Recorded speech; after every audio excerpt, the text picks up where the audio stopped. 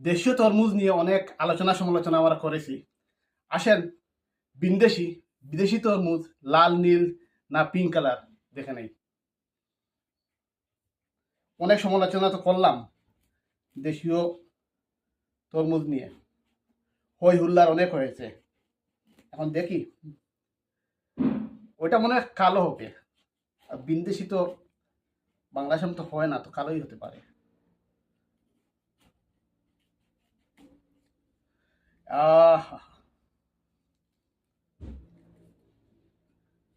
কি হবে, লাল হবে না পিঙ্ক হবে? আসুন দেখি। বাংলাদেশি পণ্য নিয়ে অনেক সমালোচনা হয়েছে, অনেক হই হুল্লার হয়েছে।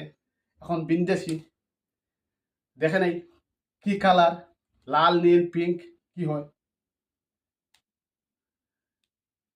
মোটামুটি লালই, পিঙ্ক বাট দুর্ভাগ্য এই যে বাংলাদেশের মতোই। দেখেন, ক্যামেরা কাছে কাছে নিয়ে এসো, কাছে নিয়ে এসো।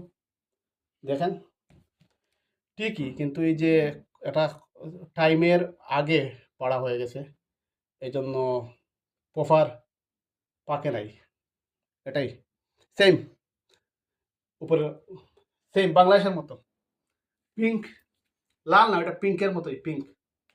তাহলে দেখলেন তো, সমালোচনা আলোচনা যাই করেন না কেন, বাংলাদেশ বিদেশ সবই এক, সব জায়গায় বর্তমানে একই পজিশন, একই সব কিছু।